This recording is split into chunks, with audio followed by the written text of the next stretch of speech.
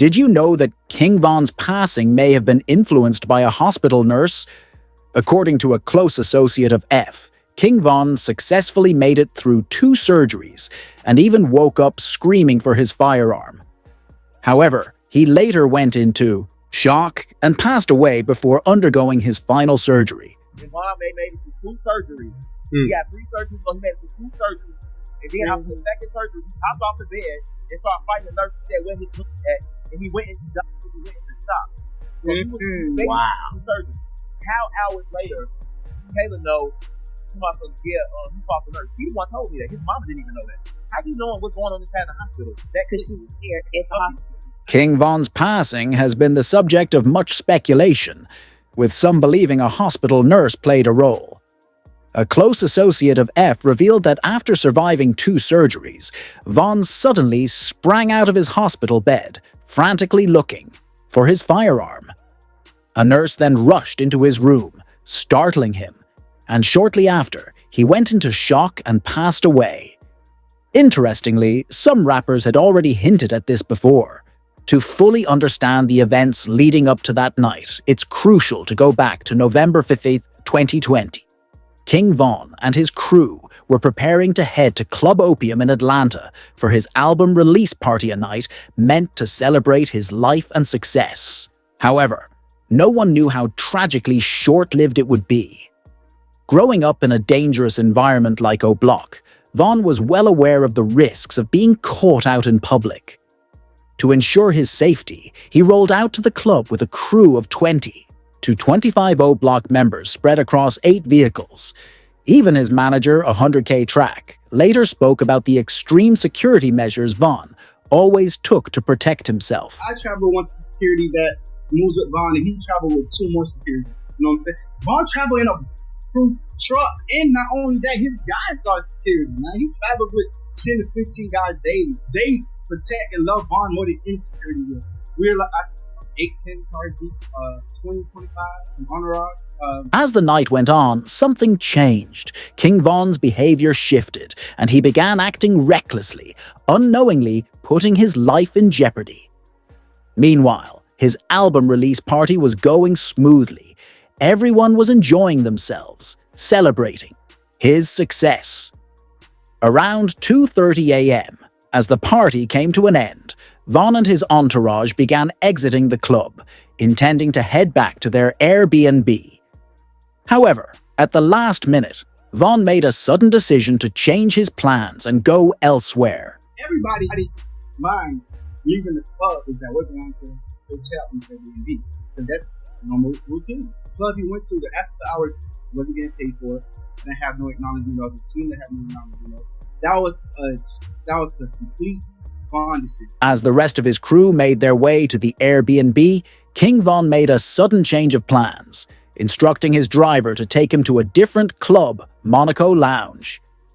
This split-second decision would be the first of many that ultimately led to his tragic passing.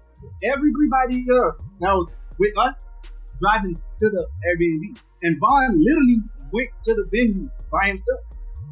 We got a call later from people in the car, like, hey, bro, we hit, matter of fact, I think from the DJ was like, hey, bro, we hit by ourselves. Like, where you guys at? And everybody rerouted to that venue. For some reason, the people in Von's truck didn't inform the rest of the crew about the change of plans until they had already arrived at Monaco Lounge.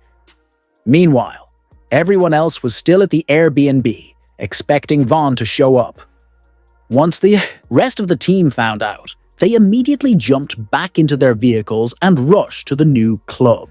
When Von's manager arrived at Monaco, he could tell right away that something was off. Von wasn't his usual, energetic self. Instead, he was unusually quiet, keeping to himself and staring at his phone for an extended period. While his crew was eager to head inside the club, Von remained in the truck alone for 30 minutes, lost in thought. For some reason, Von was, this man is like, I promise you, the best artist I ever moved in my life. For some reason that night, like, he stayed in the car for like 30-35 minutes. Von's manager got back into the truck, trying to check on him and see what was wrong. After some time, Von finally agreed to go into the lounge. However, due to Monaco Lounge's club policies, his crew was required to leave their firearms in their vehicles. Before heading inside, they sent security in first to scout the club and ensure everything was safe. I went to the car he was in. I was like, yo, Vaughn. Went inside the passenger seat. I was like, yo, Vaughn, bro, what's going on? Everybody here, wait, let's go. He was like, all right, let's go. We're telling security, hey, it's time to go in now. Vaughn's ready. You know what I'm saying? We've been here too long. Let's go inside. Check the venue, go inside, check the outside, make sure there's no. However, the real danger wasn't inside, the clubbit was outside. Quando Rondo was nearby with a few of his crew members, seemingly trying to get some rest, almost as if they anticipated something was about to go down later that night. While conducting security checks, one of Vaughn's crew members noticed Quando Rondo asleep in a car parked right next to Vaughn's vehicle. Now, right before we go inside the club, one of his homeboys came to the car and said, hey, so-and-so's here. And Vaughn just jumped up like, oh, come on, let's go. King Von reacted instantly, jumping out of his truck and putting his phone down, ready to confront Quando Rondo. His team tried to calm him down, urging him not to escalate the situation, but he was determined, ignoring their attempts to hold him back. Vaughn moved around the front of the white vehicle, and without a word, immediately started swinging at Quando. He jumped out the car. By the time Vaughn jumped out the car, I don't even think he knew where so-and-so was. He just jumped out the car. He bumped into so-and-so. As soon as he bumped into so-and-so, started brawling. Just seconds into the brawl, Quando Rondo's best friend, Lil Tim, emerged from the back of the white car with a firearm. Without hesitation, he fired multiple shots at King Von, striking him several times across his body and also hitting Vaughn's manager once in the leg. Some of Vaughn's crew members were still armed, and the moment they heard the gunfire, they pulled out their weapons and began firing back at Lil Tim. Their retaliation was immediate, and they managed to bring Lil Tim down just a few feet away. With gunfire erupting in the area, two off-duty officers working security down the street quickly jumped into their vehicles and started making their way toward the scene. As they got close, they unleashed multiple rounds into the chaotic scuffle, tragically hitting and killing one of Vaughn's crew members. Meanwhile, King Von lay in the middle of the street, clutching onto Quando Rondo, who was right beside him. Some online believe that Quando was attempting to snatch Vaughn's chain before fleeing, but Vaughn's manager insists that Vaughn was actually holding onto Quando to shield himself. And was he trying to take Vaughn's chain, or? Honest truth, I don't think he really had no jewelry on, and from the people that was a little closer, Vaughn was actually holding onto him. And you ain't nowhere. You hear like even through getting reached that strong, like he was literally holding him. Once the gunfire finally ceased and the chaos settled, the race to save King Von's life began.